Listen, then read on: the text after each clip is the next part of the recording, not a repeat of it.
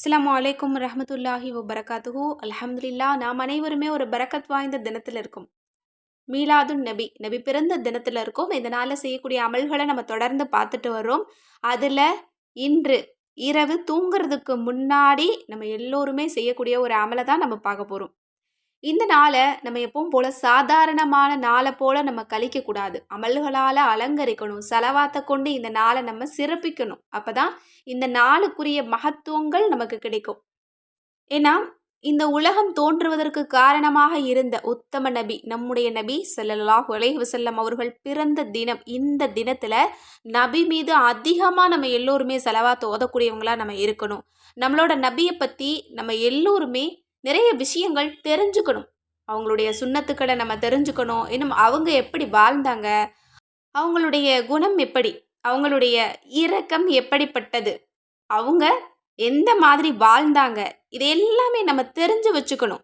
இந்த உலகத்துல அல்லாஹாலா படைச்சு வச்சிருக்கக்கூடிய படைப்புகள்லையே மிகவும் இரக்கமானவங்க யார் அப்படின்னு கேட்டா, இன்னும் அறிவானவங்க யாருன்னு கேட்டா, ஆற்றல் உடையவங்க யாருன்னு கேட்டா நமது ரசூலுல்லாஹ் மட்டும்தான். இன்றைய மகத்தான மீலாதுன் நபி அன்று நம்ம சில விஷயங்களை ரசூல்லாவை பற்றி சில விஷயங்களை நம்ம கட்டாயம் தெரிஞ்சுக்கணும். அதில் நான் 2 விஷயத்தை பற்றி நான் சொல்ல போகிறேன். எல்லோருமே கவனமாக கேளுங்க. இந்த மாதிரி சில விஷயங்களையெல்லாம் நம்ம கேட்கறதுக்கே அல்லாஹ் நமக்கு நிறைய மகத்துவங்களை கொடுப்பான். ஏன்னா இப்போது மார்க்க விஷயங்களை பற்றி நம்ம கற்றுக்கிறதுக்கு நம்ம வெளியில் தேடி போனாலே அல்லாஹ் நிறைய சிறப்பை நமக்கு கொடுக்கும்போது, ஒரு இடத்துல உட்கார்ந்த இடத்துல நம்ம எந்த இடத்துல இருக்கிறோமோ அந்த இடத்துலையே உட்கார்ந்து அல்லாவை பற்றியும் ரசூலை பற்றியும் தெரிஞ்சுக்கிறது அப்படிங்கிறது பெரிய ஞாபகத்தை நமக்கு சம்பாரிச்சு கொடுக்கும். இன்னும் சொல்லணும் அப்படின்னா இந்த டெக்னாலஜி எல்லாம் வளர்ந்து எவ்வளோ அழிவுகள் இருக்கோ அதே அளவுக்கு நமக்கு நிறைய நல்ல விஷயங்களும் இருக்குது. அந்த நல்ல விஷயங்களை நம்ம எடுத்து பயன்படுத்திக்கணும். இந்த மாதிரி ஈமான வளர்த்து கொள்ளக்கூடிய விஷயங்கள் நம்ம கட்டாயம் ஒரு முஸ்லீமாக இருந்து தெரிந்து கொள்ள வேண்டிய விஷயங்களை பற்றியெல்லாம் நம்ம தெரிஞ்சுக்கிட்டோம் அப்படின்னா அந்த தெரிந்து கொள்ளக்கூடிய அந்த நேரம் இருக்குது பாருங்க, அந்த ஒவ்வொரு நொடிக்கும் அல்லாஹ் நமக்கு நிறைய மகத்துவங்களை நமக்கு கொடுப்பான். எனவே எல்லோருமே கட்டாயம் கேளுங்க. இன்றைய தினம் நம்ம ரசூல்லாவை பற்றி ஏதாவது ஒரு விஷயத்தை நம்ம தெரிஞ்சுக்கணும் இல்லையா? அவங்களுடைய இரக்கத்தை பற்றி சொல்லக்கூடிய 2 விஷயத்தை நான் சொல்கிறேன். முதலாவது ஒரு சம்பவத்தை நான் சொல்கிறேன். ஒரு தடவை ரசூல்லாவை பார்க்கறதுக்கு ஒரு வயது முதிர்ந்த ஒரு நபர் வெளியூரில் இருந்து நபியை பார்க்கறதுக்கு வீட்டுக்கு வராங்க. அப்போது நமது நபி அவங்க வீட்டில் இல்லை. அப்போது ஆயிஷா ரலியல்லாஹு அன்ஹா அவங்க கிட்ட அவங்க கொண்டு வந்த ஒரு பையை கொடுத்துட்டு இதை ரசூல்லா கிட்ட ஒப்படைச்சிருங்க அப்படின்னு கொடுத்துட்டு அந்த நபர் வெளியேறி போயிடுறாங்க. அதற்கு பிறகு கொஞ்சம் நேரத்துக்கு பிறகு நமது ரசூல்லா வீட்டுக்கு வராங்க. அவங்க வந்த உடனே ஆயிஷா ரலியல்லாஹு அன்ஹா அவங்க சொல்கிறாங்க, இந்த மாதிரி ஜாபிர் அப்படின்னு ஒரு வயது முதிர்ந்த ஒரு சஹாபி வந்தாங்க, இந்த பையை கொடுத்தாங்க அப்படின்னு சொல்லும்போது அவங்க அந்த பையை சரிவர பார்க்க கூட இல்லை. வந்து செருப்பை கலட்டி விட்டுட்டு உள்ளே வர்றாங்க. மறுபடியும் அதே செருப்பை போட்டுட்டு அவங்க மறுபடியும் வேகமாக வெளியேறி போகிறாங்க. அந்த வயதான சஹாபியை தேடி இவங்க எங்கெங்கேயோ தேடி பார்க்குறாங்க. ஏன்னா இப்போல்லாம் இருக்கிற மாதிரியான வண்டி வசதிகள் அப்போ கிடையாது இல்லையா? நடந்தே தான் போகணும். ஒன்று குதிரை பயணம் இல்லைன்னா நடந்து தான் போகணும். இப்படி அவங்க நடந்து ரொம்ப தூரம் போய் அவங்கள தேடி பார்க்குறாங்க. எங்கேயுமே இல்லை. இன்னொரு தகவல் வருது, இந்த மாதிரி ஜாகிர் வந்துட்டு சந்தையில் பொருட்களை விற்பனை செஞ்சுட்டு இருக்காங்க அப்படின்னு சொல்லும்போது ரசூல்லா அந்த இடத்த தேடி போய் அந்த சஹாபியை பார்த்து கட்டி தழுவி முத்தமிட்டு தன்னோட சந்தோஷத்தை தெரிவிச்சாங்களாம். இந்த மாதிரி எந்த அரசர் பண்ண முடியும்? எந்த நாட்டு தலைவர் பண்ண முடியும்? ஆனால் இந்த உலகத்துக்கே தலைவர் யார் அப்படின்னா நம்முடைய ரசூல்லா தான். அவங்க எவ்வளோ இறுக்கமானவங்களா இருக்கிறாங்க அப்படிங்கிறத பாருங்க. அதாவது ஒருத்தர் நம்மளை தேடி வர்றாங்க, அதுவும் வயசானவங்களா இருக்கிறாங்க, வந்துட்டு நம்மளை பார்க்க முடியாமல் ஏமாந்து போகிறாங்களே அப்படிங்கிற ஒரு இரக்கம் இருக்கு இல்லையா? அந்த ஒரு விஷயம் நம்மளோட ரசூல்லாவை ரொம்ப தூரம் நடக்க வச்சிருக்கு. அவங்க களைப்பாய் போகிற அளவுக்கு நடந்து போய் அந்த முதியவரை சந்திச்சு அந்த முதியவரினுடைய நோக்கத்தை வெற்றி பெற வைக்கிறாங்க. அவர் எதை நாடி வந்தாரு? ரசூல்லாவினுடைய முகத்தை பார்க்கணும்னு வந்தாரு. வேற எதையும் எதிர்பார்க்கல. ஆனால் அவர் எதிர்பார்த்த விஷயம் நடக்கலை, ஏமாந்துடக்கூடாது அப்படிங்கிறதுக்காக நமது ரசூல்லா அவங்கள நேரில் போய் பார்த்து அவங்களுடைய காரியம் எதையோ, அவங்க எந்த நோக்கத்துக்கு வந்தாங்களோ அந்த நோக்கத்தை அவங்க முடிச்சு தர்றாங்க. இப்படித்தான் அன்றைய காலகட்டத்தில் இருக்கக்கூடிய சஹாபாக்கள் எல்லோருமே ரொம்ப தூரம் பிரயாணம் செஞ்சு களைப்பாகி வந்து நமது ரசூல்லாவினுடைய முகத்தை பார்த்துட்டு போவாங்களாம். அதில் இந்த ஒரு முதியவரும் இடம்பெற்றிருக்காங்க. இவங்களை பற்றி ஒரு நீண்ட ஒரு வரலாறு ஹதீஸ்கள்ல காணப்படுது. சுப்ஹானல்லாஹ்! எப்படிப்பட்ட ஒரு அன்பு பாருங்க. ரசூலுல்லாஹ்வினுடைய அன்ப அளவிடவே முடியாது. அதனால தான் ரசூலுல்லாஹ் நம்ம எல்லோருக்காகவும் ஒரு துஆவ அல்லாஹ்விடத்துல வச்சிருக்காங்க. கண்டிப்பா அத மறுமையில கேட்பாங்க. அதாவது அல்லாஹ் தஆலா இப்போ நம்ம மேல இரக்கமானவனா இருக்கிறான்.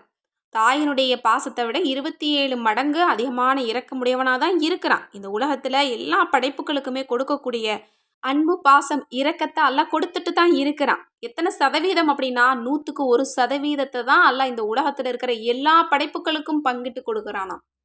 மிச்சம் 99% மறுமைக்காக அல்லாஹ் ஒதுக்கி வச்சிருக்கிறான். ஆனா அப்படி இருந்தாலும் மறுமையில அல்லாஹ் தஆலா நம்ம மேல மிக கோபமானவனா இருப்பானாம். ரசூலுல்லாஹ்வ தவிர வேற யாருமே அல்லாஹ்விடத்துல பேசவே முடியாதாம். இன்னும் ஆதம் அலைஹிஸ்ஸலாம் அவங்க உட்பட எல்லா மக்களும் போய் கெஞ்சுவாங்களாம் ஆதம் அலைஹிஸ்ஸலாம் அவங்க கிட்ட. தந்தையே நீங்க எனக்காக அல்லாஹ்விடத்துல துஆ செய்யுங்க அப்படின்னு சொல்லும்போது, எனக்கு அந்த வாய்ப்பு இல்ல அப்படின்னு அவங்க சொல்லிருவாங்களாம். எனக்கு அந்த சக்தி கிடையாது. நீங்க இன்னொருத்தர போய் கேளுங்க அப்படின்னு சொல்லுவாங்களாம். இப்படித்தான் மூசா அலைஹிஸ்ஸலாம் அவங்க, இன்னும் இதே மாரி இப்ராஹிம் அலைஹிஸ்ஸலாம் அவங்க, ஈசா அலைஹிஸ்ஸலாம் அவங்க, இப்படியே ஒவ்வொரு நபிமார்களும் சொல்லக்கூடிய ஒரே ஒரு ஒற்றை வார்த்தை என்ன அப்படின்னா, அது முஹம்மதிடம் போயிருங்க. முஹம்மதால மட்டும் தான் அல்லாஹ்விடத்துல பேச முடியும். உங்களுக்கு சிபாரிசு செய்ய முடியும் அப்படின்னு எல்லா நபிமார்களுமே ஒதுக்குவாங்களாம்.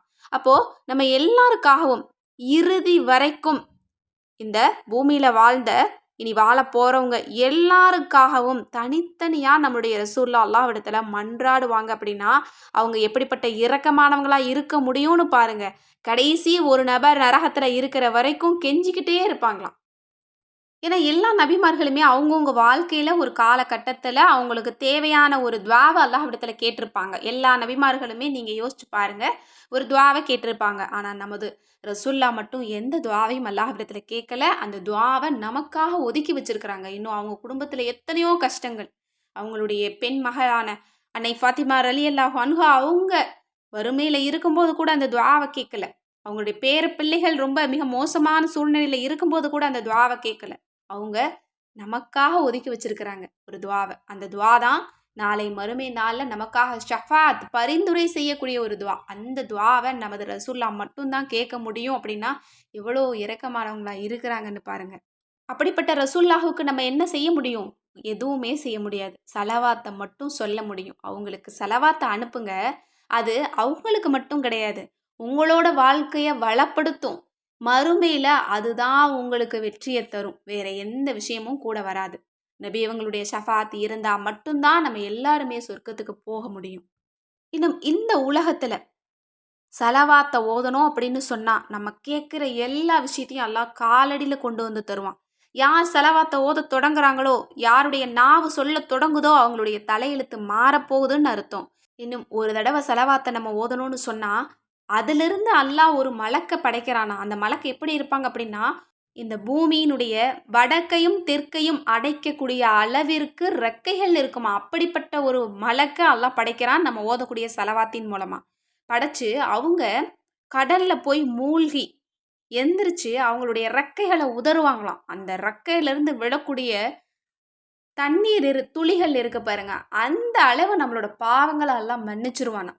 இன்னும் அந்த அளவு நமக்காக அல்லாஹ்விடத்துல அவங்க மன்றாடுவாங்களாம். இதுவரையும் மறுமை நாள் வரைக்கும் அந்த வானவர் நமக்காக மன்றாடுவாங்களாம்.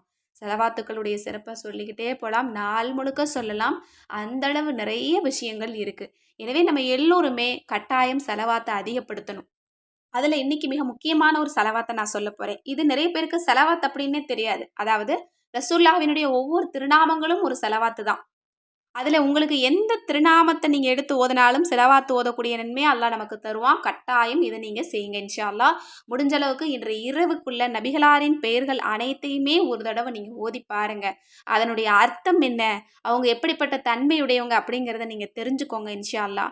இல்ல எனக்கு அந்த அளவுக்கு முடியாது, எனக்கு ஓதத் தெரியாது அப்படிங்கிறவங்க முஹம்மது ரசூலுல்லாஹ், அஹ்மது ரசூலுல்லாஹ் அப்படின்னு இந்த 2 திருநாமங்கள நீங்க ஒரு தடவையாவது சொல்லிட்டு அல்லாஹ்விடத்துல நீங்க துஆ செய்யுங்க. ஏன்னா முஹம்மத் அப்படிங்கிற பெயர் எல்லா படைப்புகளுமே அழைக்கக்கூடிய ஒரு பெயர். ஆனா அஹ்மத் அப்படிங்கிறது நமது உத்தம நபிய பெற்றெடுத்த தாய் ஆமீனா அம்மா அழைக்கக்கூடிய ஒரு பெயர் தான் அஹ்மத். அப்ப இந்த 2 திருநாமங்களுக்கும் ஏராளமான சிறப்புகள் இருக்கு. இத நீங்க சொன்னாலும் ஸலவாத் ஓதக்கூடிய நன்மை கிடைக்கும். இன்னும் இந்த 2 திருநாமங்கள வெறும் 35 தடவ நம்ம ஓதிட்டு, நம்ம அல்லாஹ்விடத்துல துஆ செஞ்சா அந்த துஆ அப்படியே கபூலாக்கப்படுமாம். எனவே இன்ஷா அல்லாஹ் இன்றைய தினம் முடிவதற்குள்ள உங்களால முடிஞ்சது அப்படின்னா, இந்த அனைத்து திருநாமங்களையும் ஒரு தடவ நீங்க ஓதி பாருங்க. இது நம்மளுடைய கேட்பது கிடைக்கும் வஜீஃபா கிதாப்ல வாங்கியிருந்தீங்க அப்படின்னா, உங்களுக்கு அதில அரபி, தமிழ்ல வந்திருக்கும். எல்லோருமே பார்த்து ஓதுங்க. ஓத முடியாதவங்க முஹம்மது ரசூலுல்லா, அஹ்மது ரசூலுல்லா அப்படின்னு திக்ர் செய்யுங்க. இன்ஷா அல்லாஹ் 35 தடவ ஓதிட்டு அல்லாஹ்விடத்தில நீங்க துஆ செய்யுங்க. உங்களால முடிஞ்ச அளவு இன்று இரவு முடிவதற்குள்ள ரசூலுல்லாஹவ பத்தி நிறைய பயான் கேளுங்க. நிறைய விஷயங்கள தெரிஞ்சுக்கோங்க. நிறைய ஹதீதுகள எடுத்து படிங்க. இன்னும் அவங்களுடைய சுன்னத்துக்கள ஏதாவது ஒரு சின்னத்தையாவது நீங்க நிறைவேத்திட்டு, நீங்க அல்லாஹ்விடத்தில நீங்க துஆ கேளுங்க இன்ஷா அல்லாஹ். கண்டிப்பா நம்மளோட துஆ ஒப்புக்கொள்ளப்படும். ஸலவாத்த ஓதுனாலும் சரி, அவங்களுடைய பெயர நம்ம ஓதுனாலும் சரி, நம்மளோட துஆவ அங்கீகரிக்கிறதுக்கு அல்லாஹ் வானவர நியமிப்பான். கண்டிப்பா இன்ஷா அல்லாஹ். எல்லோருமே ஓதிட்டு அல்லாஹ்விடத்தில நீங்க துஆ செய்யுங்க. இந்த பதிவுல நீங்க ரசூலுல்லாஹவ பத்தி நிறைய தெரியாத விஷயங்கள் நீங்க தெரிஞ்சிருப்பீங்க. ஒரே ஒரு விஷயத்தையாவது இந்த பதிவுல நான் தெரிஞ்சுக்கிட்டேன் அப்படின்னு நீங்க நினைச்சீங்க அப்படின்னா, அதுவே எனக்கு ஒரு மன நிறைவ குடுக்கும். அல்ஹம்துலில்லாஹ். உங்களோட துஆவுல என்னையும் சேர்த்துக்கோங்க, எல்லா மக்களையும் சேர்த்துக்கோங்க. நானும் உங்க எல்லாருக்காகவும் துஆ செய்வேன் இன்ஷா அல்லாஹ். அல்லாஹ் தஆலா நம்ம அனைவருடைய துஆவையும் இந்த நபி அவர்களுடைய பொருட்டால, இந்த உலகத்தை படைக்க காரணமாக இருந்த நமது ரசூல் ஸல்லல்லாஹு அலைஹி வஸல்லம் அவர்களுடைய பொருட்டால அனைத்து துஆக்களையும் கபூலாக்கட்டும். இம்மையையும் சிறப்பாக்கட்டும், மறுமையையும் சிறப்பாக்கட்டும். இம்மையிலும் நமக்கு சொர்க்க வாழ்க்கையை தரட்டும். இன்னும் மறுமையிலும் உயர்ந்த ஜன்னத்துல் ஃபிர்தௌஸை நமக்கு நசீபாக்கி தரட்டும். ஆமீன், ஆமீன் யா ரப்பல் ஆலமீன். அஸ்ஸலாமு அலைக்கும் வரஹ்மத்துல்லாஹி வபரகாத்துஹு.